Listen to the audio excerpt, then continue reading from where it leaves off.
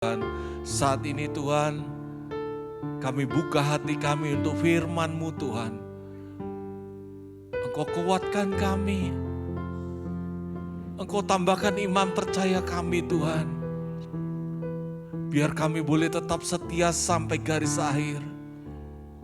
Dan kami boleh dipuaskan Tuhan, karena kami tahu bahwa janji-Mu tidak pernah berubah atas hidup kami. Tidak akan ada firman yang berlalu dengan sia-sia. Dan kami percaya semuanya akan jadi dalam hidup kami. Terima kasih Tuhan. Kami buka telinga kami.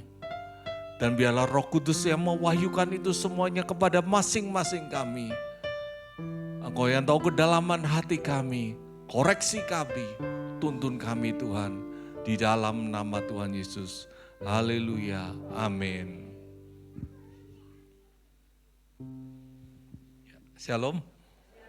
Ya, sebelumnya saya perkenalkan dulu, nama saya Boas. Saya dari Bandung. Ya, saya rumah di Bandung, tetapi kampung saya di Probolinggo, jadi masih tetangga. Ya, oke. Kita akan saya berharap agak nyantai, nggak direkam ya? Nggak ya, oke, saya di bawah aja kalau gitu. PPT-nya bisa?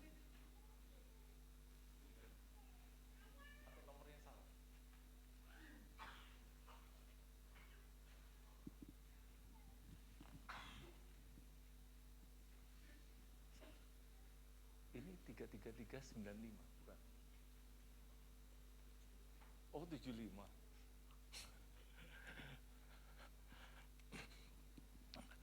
Sebentar saudara, saya minta waktu sebentar.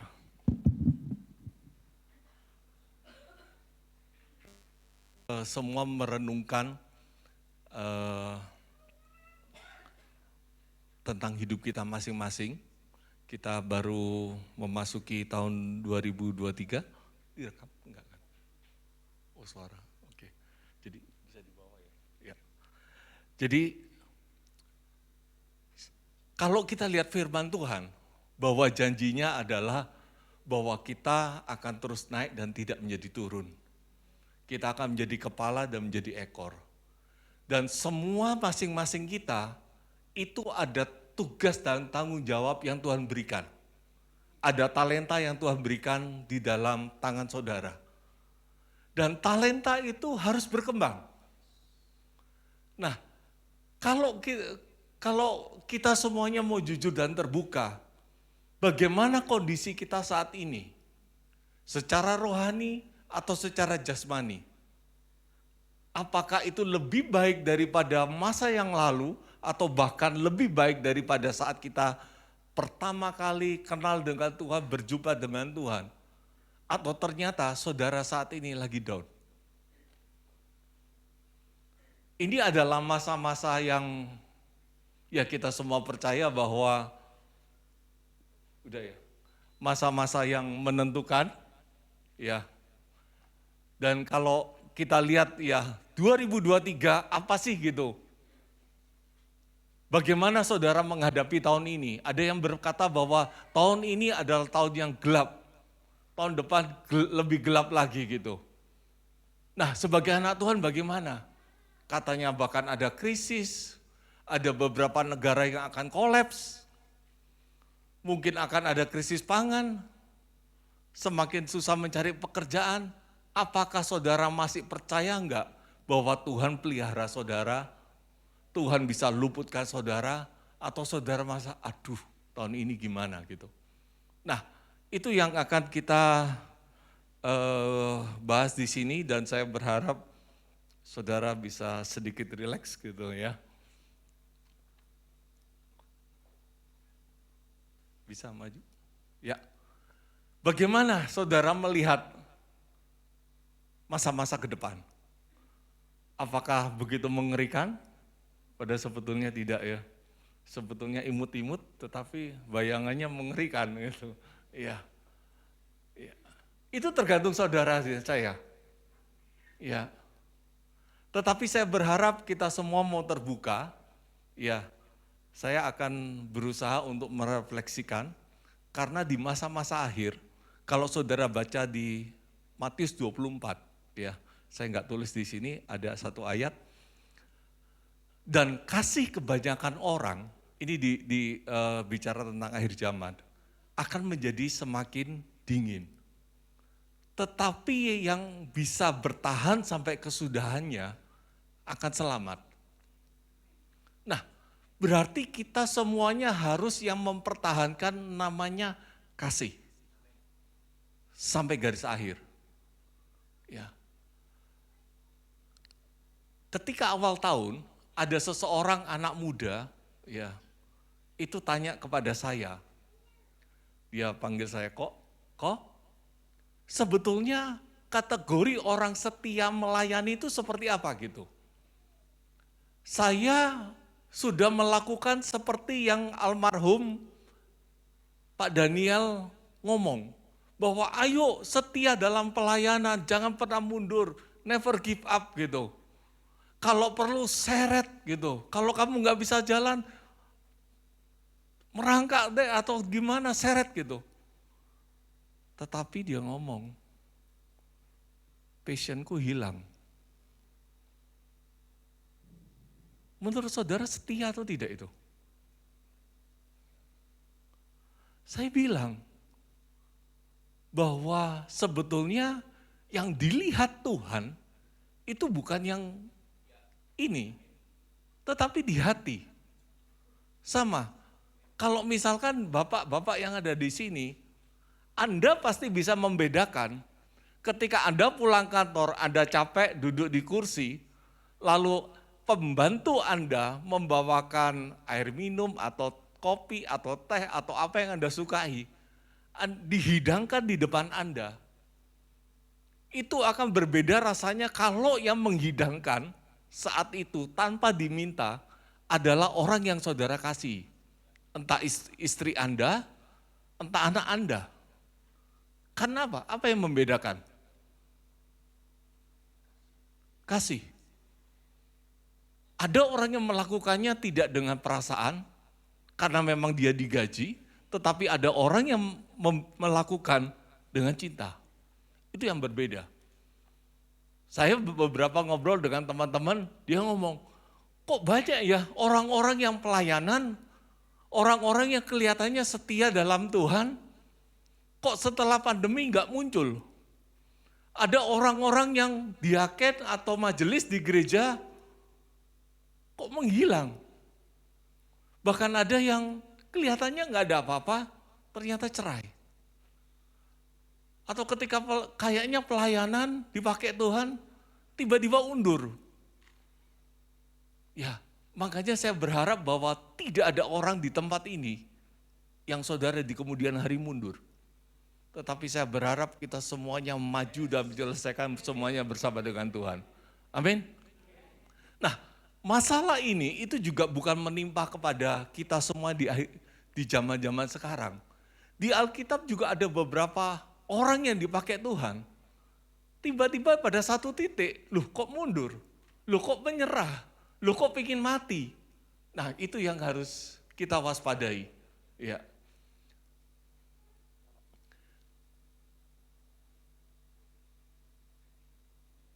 Kok susah maju ya? Manual aja ya. Coba di ya, bisa next, maju. Ya. Oke, klik sekali lagi. Ya. Sebetulnya bagaimana sih hidup orang Kristen? Apakah seperti ini? Klik. Iya. Yang kanan atau yang kiri? Hidup saudara yang mana? Ya. Kayak kanan memikiri uang, rumah, kesehatan, kendaraan, keluarga. Waduh, pusing, beban. Kenapa sih jadi orang Kristen kok yang ditanggung banyak banget gitu. Next. Kondisi saudara saat ini yang mana?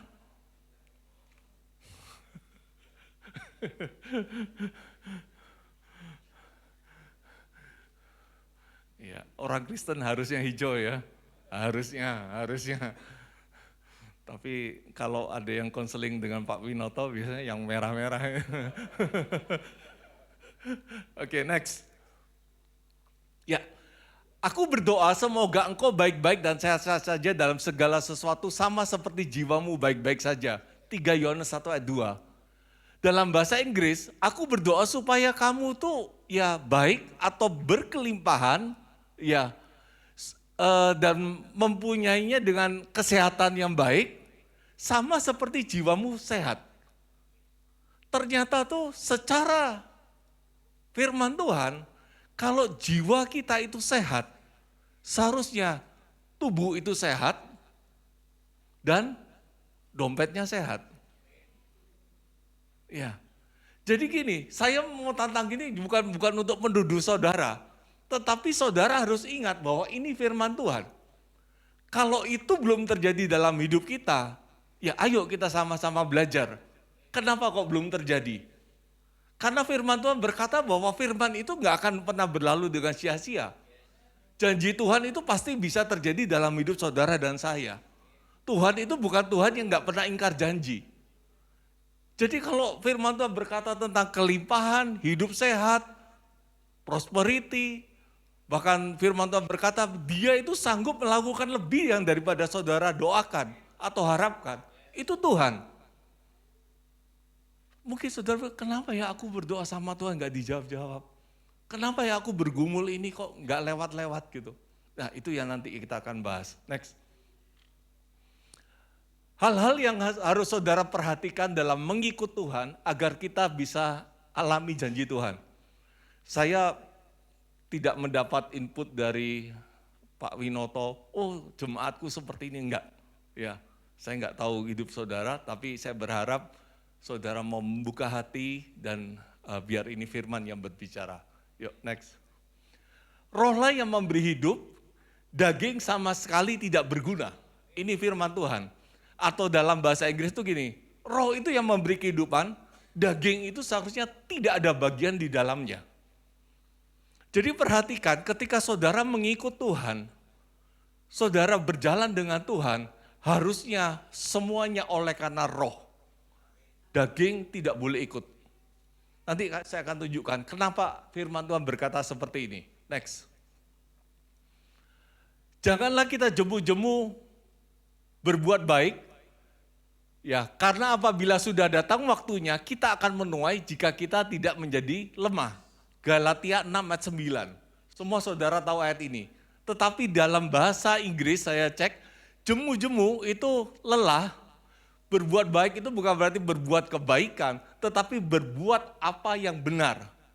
Karena apabila kita sudah datang waktunya, kita akan menuai jika kita tidak menjadi lemah, yaitu menyerah atau berhenti. Ya, saudara harus perhatikan bahwa ternyata dalam mengikut Tuhan, ini yang harus kita hindari. Yang pertama apa? Kelelahan.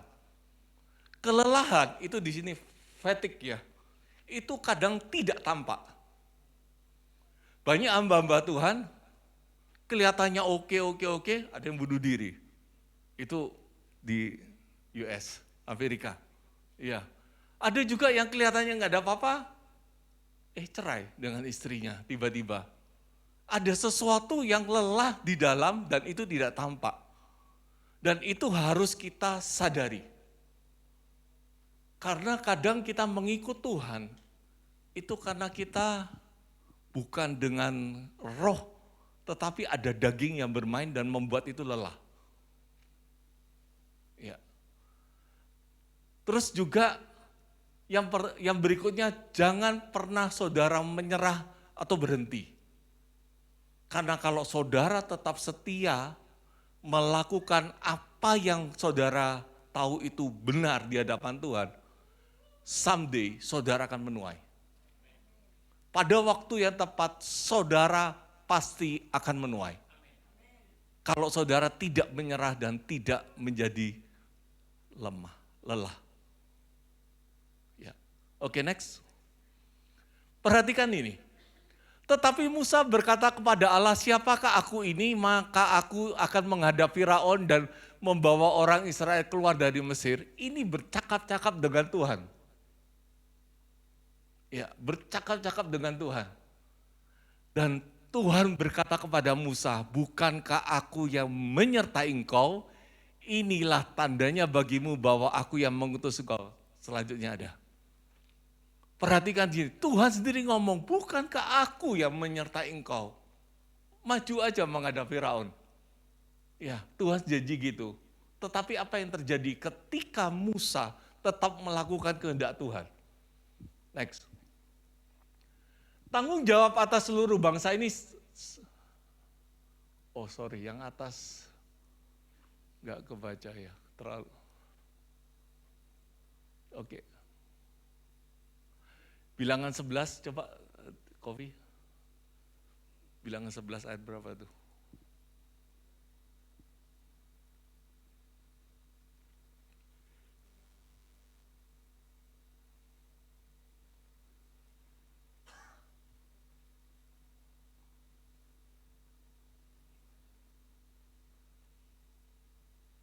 Di monitor kelihatan ayat berapa itu? Enggak ada ya.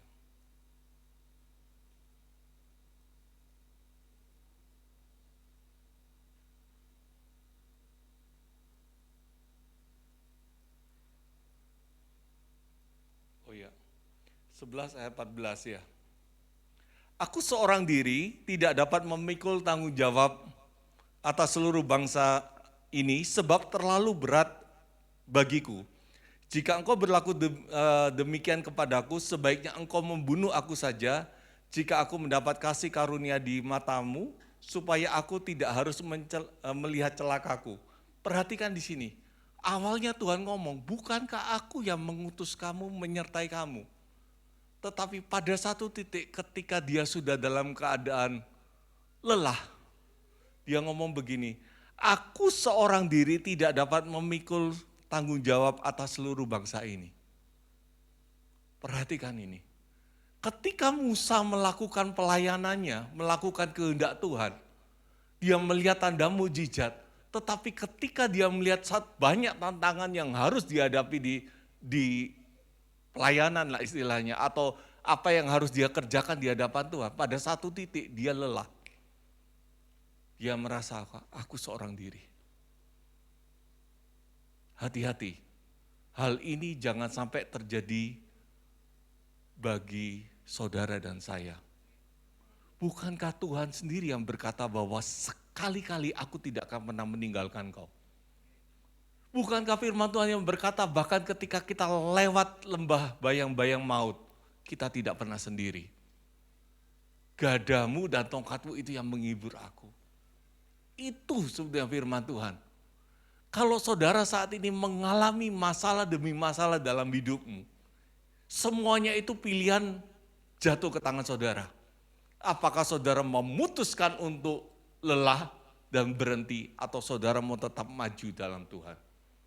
Tetapi saya mau berkata, ayat tadi yang berkata Galatia 6 ayat 9, bahwa kalau kita tidak menjadi lelah, berhenti atau menyerah, kita akan menuai. Ya, next. Dan engkau anakku Salomo, kenalah Allahnya ayahmu dan beribadalah kepadamu dengan tulus ikhlas dan dengan rela hati, sebab Tuhan menyelidiki segala hati dan mengerti segala niat dan cita-cita. Ini kata-kata Daud kepada Salomo ketika dia pensiun. Bahkan beberapa meyakini ini kata-kata terakhir sebelum Daud wafat. Dan ternyata yang diwariskan kepada Salomo adalah ini. Kenali Allahnya ayahmu dan beribadalah kepadanya dengan tulus ikhlas dan dengan rela hati. Ada satu penekanan bahwa dengan tulus ikhlas dan dengan rela hati. Dan saya yakin dan percaya ini bukan hal yang sepele. Ya, harus dengan tulus ikhlas dan dengan rela hati.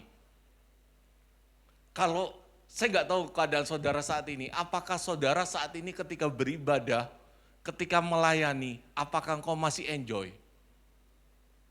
Apakah engkau masih dengan tulus ikhlas dan rela hati? Atau saudara, aduh harus datang ya gitu.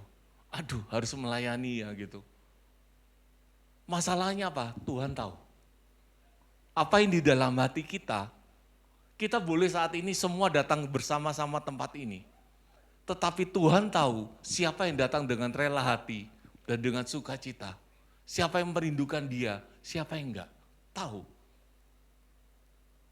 Makanya ketika Tuhan melihat kita, itu bukan lihat apa yang tampak, tapi lihat di dalam hati. Ya, next.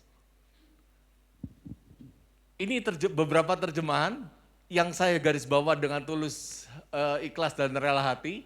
Ada yang bilang dengan hati yang murni dan bergembiralah untuk melayani dia.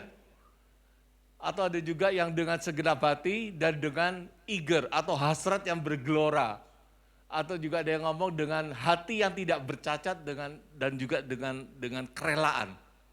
Itu semuanya ternyata yang Tuhan mau, dan ini yang tips yang Daud turunkan kepada Salomo. Dan saya yakin ini tips yang berharga. Kenapa? Karena hidup Daud itu mengalami janji-janji Tuhan. Mengalami hal-hal yang luar biasa.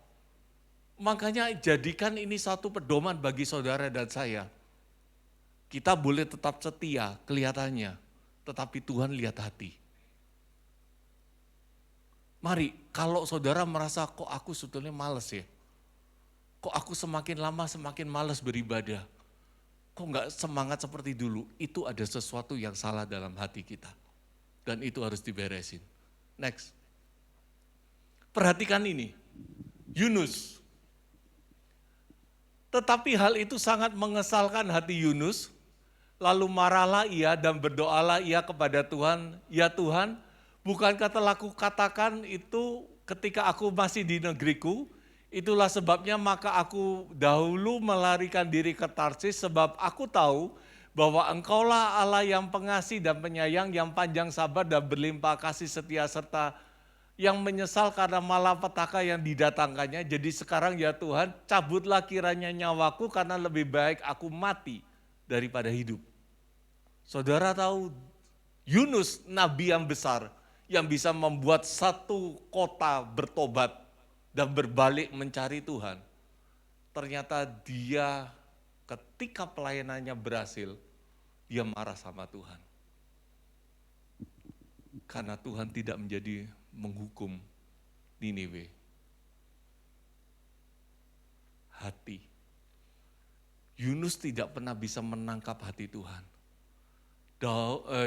Yunus melakukannya tidak dengan segenap hati dan dengan kerelaan.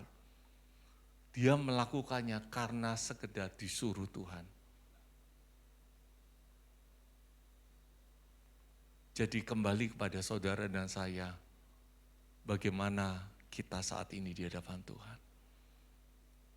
Apakah engkau masih tekun mencari Tuhan dengan kerelaan? Apakah engkau masih bersuka cita dalam melayani Tuhan? Saya mau bilang sini, ini masa-masa akhir. Selalu akan ada kecenderungan hati manusia menjadi dingin. Tapi firman Tuhan berkata, kalau engkau bisa bertahan sampai waktunya, engkau akan selamat. Ya. Next. Apapun juga yang kamu perbuat, perbuatlah dengan segenap hatimu seperti untuk Tuhan dan bukan untuk manusia. Aduh salah ketik nih. Ya, ayat 24, karena dari Tuhanlah engkau akan mendapatkan bagianmu sebagai upah. Ya, ternyata bahwa pelayanan itu adalah bukan tentang apa yang kita kerjakan, tetapi kepada siapa kita kerjakan. Ya. Berarti kalau seperti ini, saudara pekerja di kantor, itu bisa menjadi pelayanan. Ketika engkau bekerja dengan segenap hati. Bukan ini apapun juga yang kamu perbuat dalam pelayanan, atau bagaimana engkau melayanilah dengan segenap hati, bukan. Tetapi apapun yang saudara perbuat, Lakukan dengan segenap hati seperti untuk Tuhan. Ternyata kuncinya adalah kepada siapa? Mungkin kita melayani, tetapi karena ditugaskan Pak Winoto, ya Anda tidak melayani Tuhan, Anda melayani Pak Winoto. Ya. Bahkan mungkin, mohon maaf, kalau saudara mungkin merasa bahwa saat ini saudara harus melayani orang tuamu yang sudah pensiun, lanjut usia, dan engkau tahu itu berat. Tetapi ketika engkau melakukannya dengan segenap hati, seperti untuk Tuhan, engkau sedang melayani Tuhan. Ketika engkau punya pekerjaan, dan itu gajinya masih kecil, lalu saudara berkata, kenapa kok ini gajinya kecil? Seharusnya aku bukan pekerjaan ini. Itu sikap yang salah. Tetapi kalau saudara tahu itu yang sedang Tuhan percayakan kepada saudara, lakukan itu dengan segenap hati. Maka engkau juga dalam pekerjaan itu, meskipun gajinya kecil, tapi engkau juga pelayanan. Dan perhatikan bahwa berkatnya itu bukan dari pekerjaan, tapi dari Tuhan. Mengerti? Jadi jangan batasi ya. Kalau engkau saat ini punya pekerjaan yang saudara anggap kok kecil ya, kok enggak berkembang ya, tapi lakukan dengan segenap hati. Bahwa gajimu, berkatmu itu bukan dari yang di dunia, tapi dari Tuhan. Kalau dari Tuhan, percayalah, tidak terbatas. Dia sanggup melakukan lebih daripada yang saudara doakan atau pikirkan. Itu Tuhan kita. Ya, next. Elia. Ya. Next. Terus. Tetapi ia sendiri masuk ke padang gurun sehari perjalanan jauhnya, lalu duduk di sebuah pohon arar. Kemudian ia ingin mati. Katanya, cukuplah itu. Sekarang ya Tuhan, ambillah nyawaku. Sebab, next. Aku ini tidak lebih baik daripada nenek moyangku.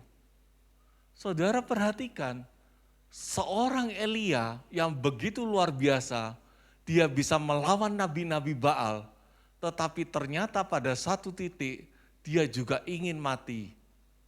Kenapa? Ternyata dalam pelayanannya ada sesuatu yang bermain. Bukan dengan roh, tetapi ada daging yang bermain. Apa? Dia merasa tidak lebih baik daripada nenek moyangku. Dalam pelayanan, kita tidak sedang menunjukkan untuk satu kompetisi. Atau ingin menunjukkan bahwa kita lebih baik daripada si A, si B, si C. Tetapi tugas kita adalah lakukan semuanya dengan segenap hati untuk Tuhan. Makanya saya bilang, rohlah yang memberi hidup, daging sama sekali tidak berguna. Ya. Mari kenali apa yang sebetulnya ada di dalam hati saudara dan saya. Saya tahu mungkin saudara merasa aku masih beribadah, itu bagus. Tetapi yang saya mau tekankan lebih dalam, apakah engkau masih saat ini melakukannya dengan segenap hati? Atau engkau sebetulnya engkau capek? Engkau merasa Tuhan, aku sudah melayani, aku sudah bekerja. Kenapa kok aku belum mengalami terobosan ekonomi? Kenapa Tuhan hidupku begini-begini saja? Orang lain tidak tahu, tetapi sebetulnya Tuhan tahu. Dan kalau saudara tidak benar-benar menaklukkan apa yang di dalam itu someday bisa membuat saudara menjadi lelah. Makanya ayo kembali kepada Tuhan. Jaga hati kita. Firman Tuhan berkata apa? Jagalah hatimu dengan segala kewaspadaan. Karena dari sanalah terpancar kehidupan. Dalam terjemahan lain gitu. Dari sana itu akan menghasilkan kehidupanmu. Kehidupanmu mau jadi seperti apa itu tergantung dari hatimu. Dan Orang lain tidak tahu apa yang di dalam hati kita. Bahkan mungkin kita bisa di mimbar, dipakai Tuhan. Tetapi Pak Yusuf kan pernah ngomong ya, orang yang dipakai Tuhan itu belum tentu berkenan di hadapan Tuhan loh. Belum tentu. Orang yang diurapi Tuhan belum tentu dia diperkenan Tuhan. Hati. Ya. Ketika Nabi Samuel datang ke rumah Isai dan Eliab, karena Nabi Samuel dikasih tahu kamu ke rumah Isai dan engkau akan mengurapi salah satu orang yang menjadi salah seorang anaknya menjadi raja. Lalu dia melihat Eliab yang tinggi, gagah perkasa. Lalu Samuel berkata, ini rasanya yang dipilih Tuhan. Tetapi Tuhan ngomong, bukan. Sebab aku telah menolaknya. Bukan yang dilihat manusia, yang dilihat Tuhan. Manusia melihat yang di luar, tetapi Tuhan melihat hati. Jadi saya mau berkata di sini, saya nggak peduli apa pelayanan saudara. Apa kondisi saudara saat ini? Apa yang sedang saudara pegang? Tapi yang saya mau tanyakan gini, apakah engkau bisa bersyukur, bersuka cita, dan engkau sedang mengerjakan semua yang di tangan saudara dengan segenap hati enggak? Atau ketika saudara kelihatan baik di gereja, di persekutuan, saudara kelihatan berapi-api, pertanyaannya gini, di rumah bagaimana? Apakah engkau masih merindukan Tuhan enggak? Apakah ada kesukaan enggak untuk saudara berdoa, membaca Alkitab? Atau semuanya saudara merasa beban? Ayo, biarkan semuanya oleh Roh. Jangan ada daging. Mungkin saudara berpikir, bagaimana dengan kebutuhanku? Bagaimana dengan pergumulanku? Matius 6, ayat 33, saudara tahu semuanya ya. Carilah dulu kerajaan Allah dan kebenarannya, maka semuanya akan ditambahkan kepadamu. Tetapi 2 ayat sebelumnya, jadi ayat 31, janganlah kamu khawatir apa yang harus kami makan, apa yang harus kami minum, atau yang kami harus pakai. Ayat 32 berkata apa? Karena semuanya itu dicari oleh bangsa-bangsa yang tidak mengenal Allah. Ternyata Tuhan mau berkata gini, kalau saudara kenal Tuhanmu, kenal Allahmu, engkau gak akan bingung tentang apa yang kau makan, minum, pakai. Karena Bapamu di surga, firman Tuhan berkata ayat 32 yang B, bahwa engkau memerlukan semuanya itu. Ya. Apakah saudara pikir Tuhan gak tahu akan pergumulan saudara? Dia tahu. Apakah saudara gak merasa bahwa Tuhan juga sedih ketika engkau bersedih? Apakah saudara pikir Tuhan tersenyum ketika engkau dalam masa-masa berat? Tapi yang Dia mau adalah engkau menjadi orang yang tidak pernah menyerah dan tetap melakukan semua dengan segenap hati. Itu yang Tuhan cari. Dan saya mau berkata di tempat ini, kalau engkau setia, kalau engkau bisa mengabaikan semuanya itu, dan engkau tetap percaya bahwa hidupku di dalam tangan Tuhan, saya mau berkata, pada satu titik engkau akan dibuat terkagum-kagum melihat berkat dicurahkan dalam hidup saudara. Saudara akan merasakan betapa baiknya. Firman Tuhan berkata begini di Ulangan 8, dan kamu tuh akan masuk ke satu negeri di mana engkau akan yang berlimpah gitu ya. Di mana engkau akan makan kenyang dan tidak usah menghemat. Engkau akan masuk ke sana. Tetapi ternyata sebelum masuk ke sana Tuhan izinkan proses. Tuhan pernah izinkan mereka kelaparan. Mereka kehausan. Tetapi apakah Tuhan yang jahat? Enggak. Karena Tuhan sedang ingin melihat isi hati mereka. Saudara baca di Ulangan 8. Semuanya itu diizinkan Tuhan terjadi. Karena dia sedang melihat, ingin melihat apa yang di dalam hatimu. Karena kecenderungannya, ketika seseorang menerima semuanya itu, menerima janji-janji itu, menerima kelimpahan, kalau dia enggak siap, dia bisa undur, berubah setia. Tapi yang sedang Tuhan mau adalah dia ingin lihat hati kita, ngecek hati kita. Apakah kita sudah siap belum untuk terima berkat yang akan Tuhan curahkan. Jangan pernah khawatir masa depan saudara. Jangan saudara pernah khawatir akan berkat yang akan saudara terima.